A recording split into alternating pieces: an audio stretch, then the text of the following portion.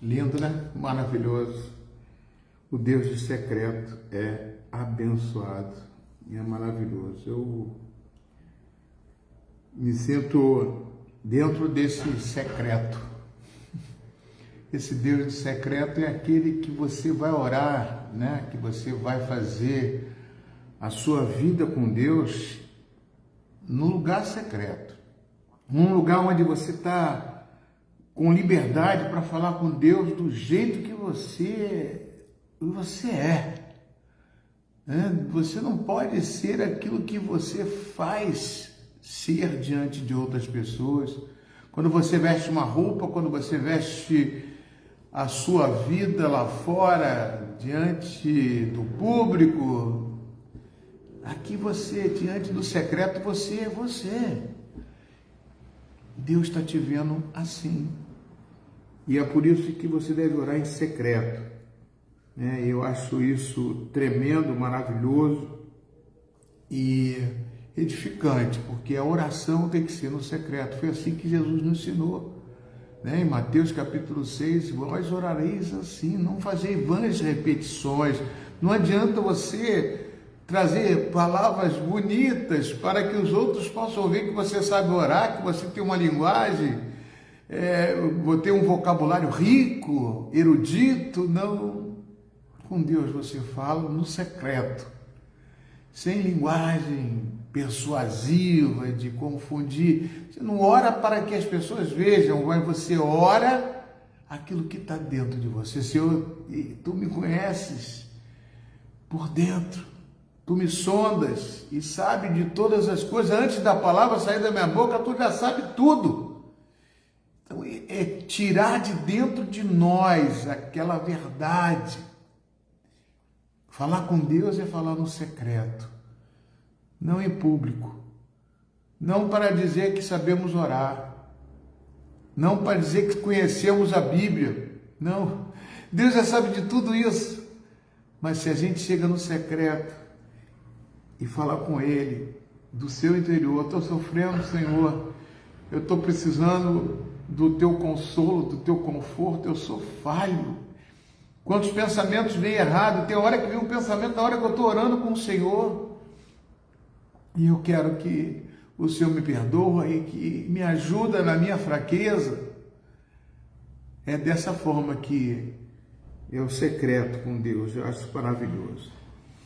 Eu quero ler um texto com vocês hoje que fala da transfiguração de Jesus. Esse é o texto, é a palavra que traz aqui no título, do nosso texto em Marcos capítulo 9, versículo 2 em diante.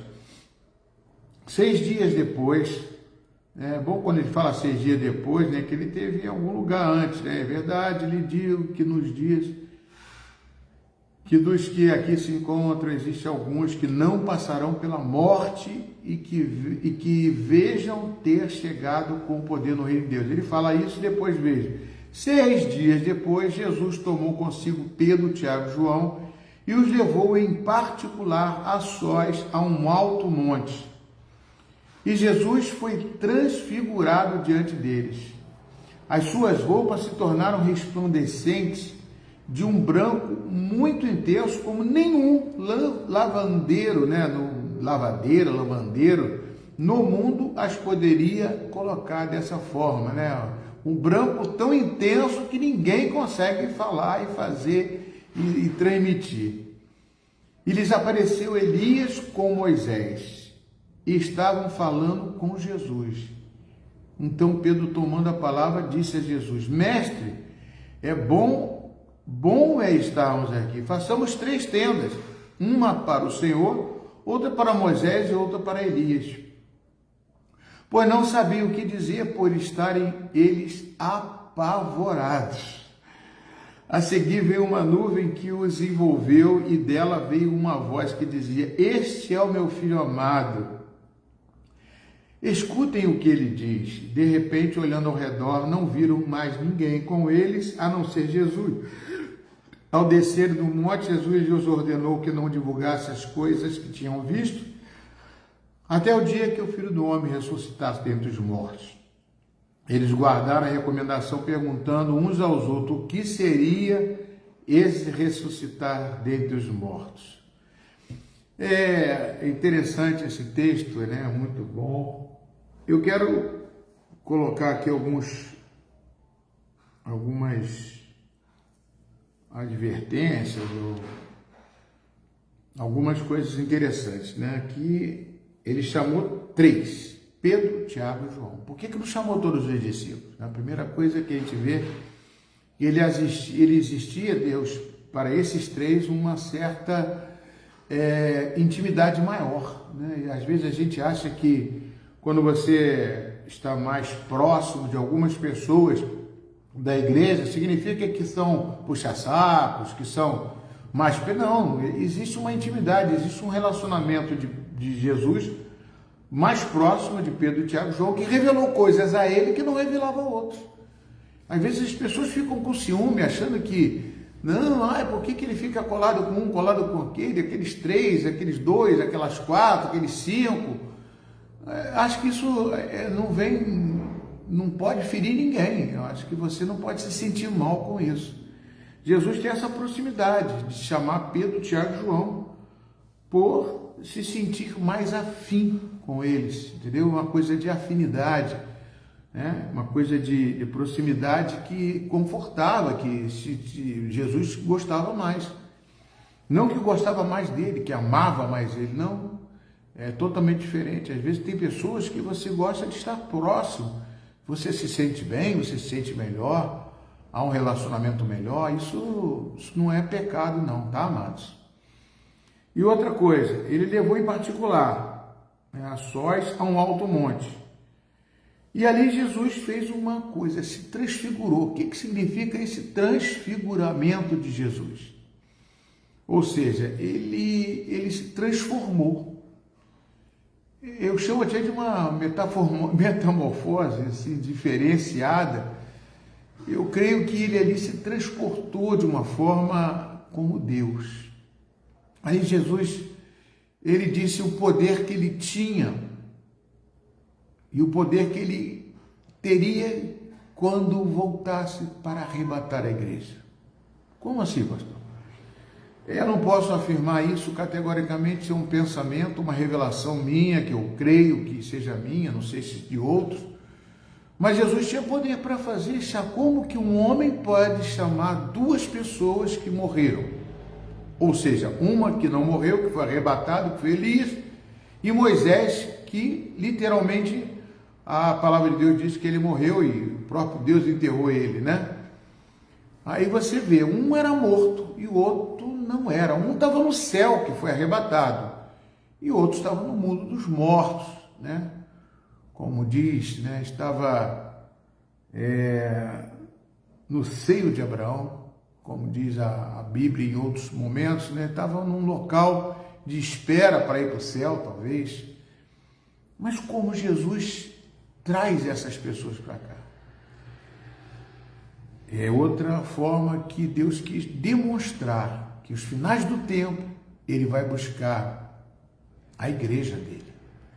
A igreja que está em Paulo revela isso em 1 Tessalonicenses capítulo 4, versículo 13, onde ele diz que os mortos ressuscitarão primeiro e depois os vivos serão arrebatados.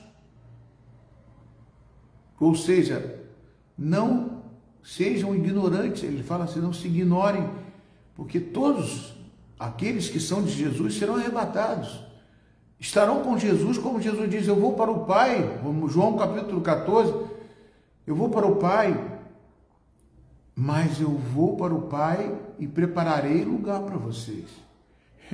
A coisa mais importante para a minha vida é estar com Jesus. Paulo diz em Filipenses capítulo 1, 21, viver para mim é Cristo, morrer é lucro. O que significa o viver para Cristo e o morrer é lucro? Significa que a minha vida aqui está em Cristo.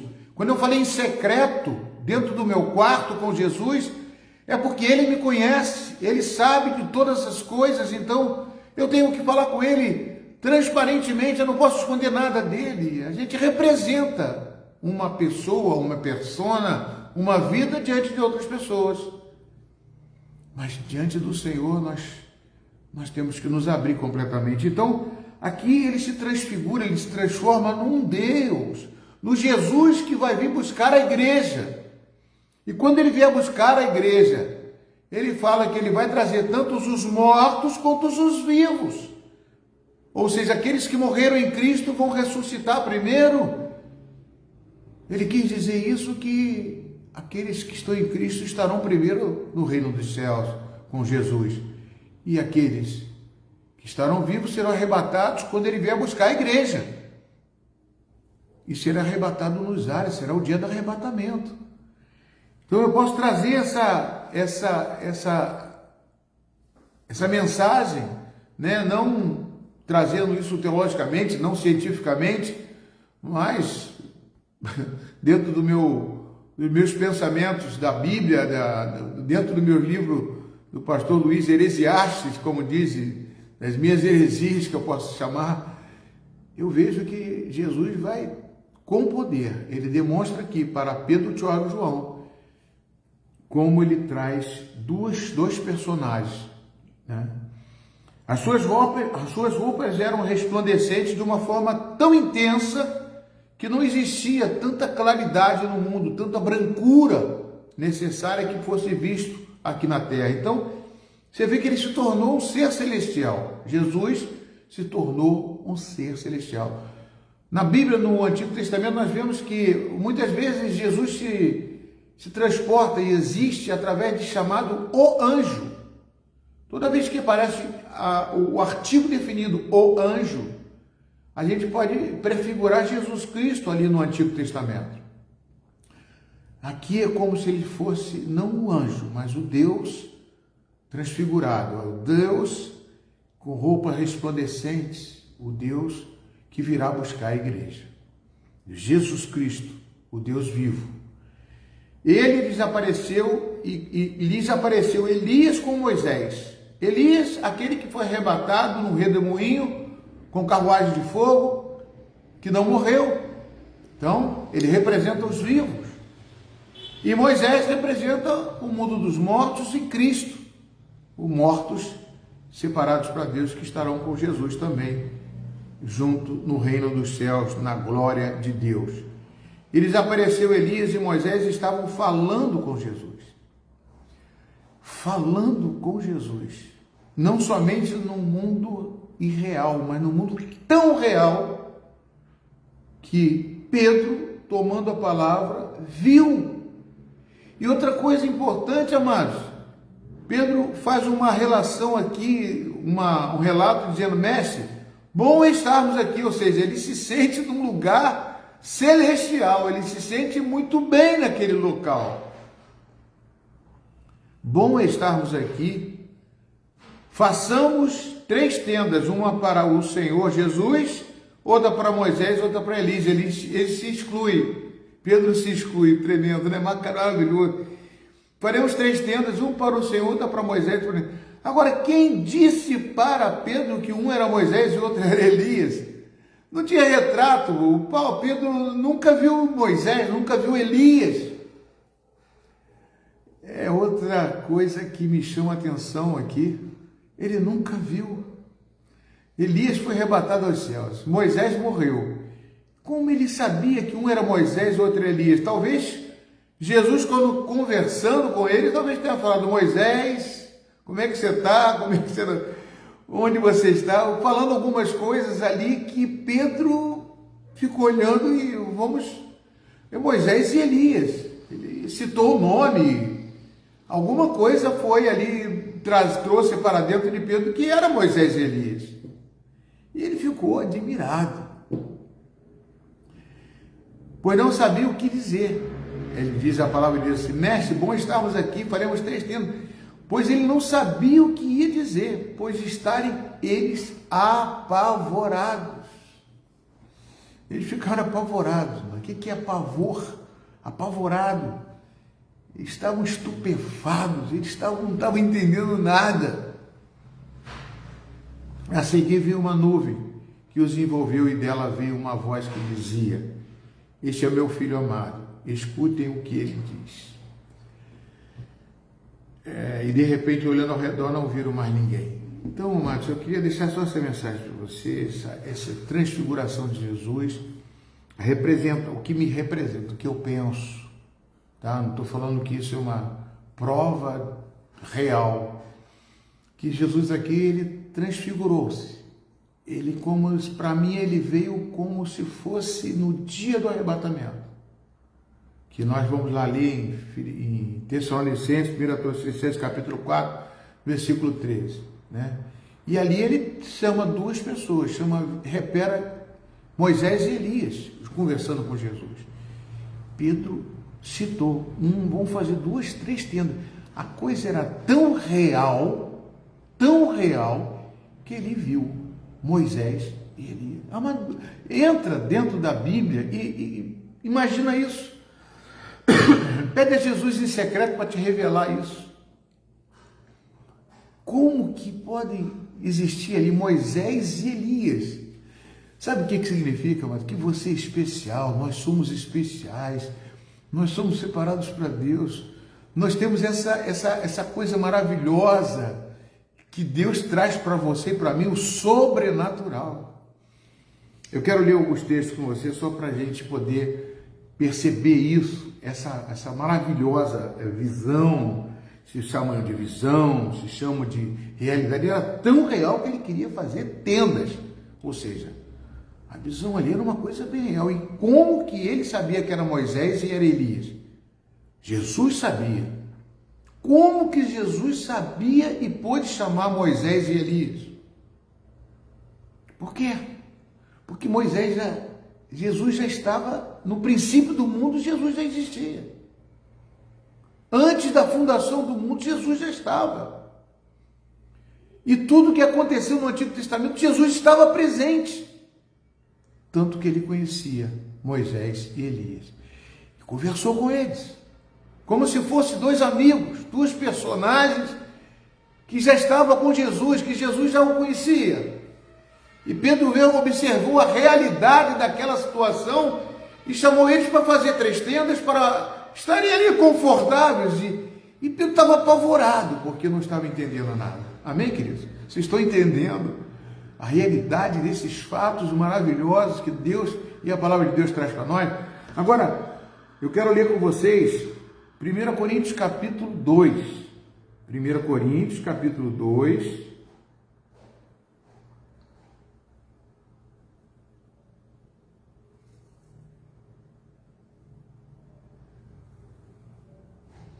No versículo 13, diz assim, o que Paulo fala? Disto também falamos, não em palavras ensinadas pela sabedoria humana, mas ensinadas pelo Espírito Santo, conferindo coisas espirituais com espirituais. Vou repetir, conferindo coisas espirituais com espirituais. Amados, nós somos seres espirituais. A partir de aceitar Jesus e o Espírito Santo habitar em você, nós somos seres espirituais. Versículo 14. Ora, a pessoa natural não aceita as coisas do Espírito de Deus, porque eles são loucura.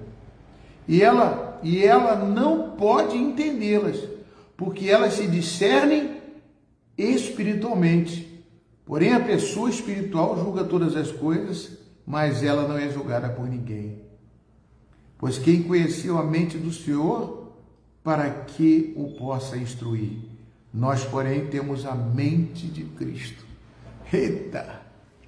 Você recebe essa palavra de Deus aí, meu amado. É tremendo esse Deus maravilhoso que nós servimos.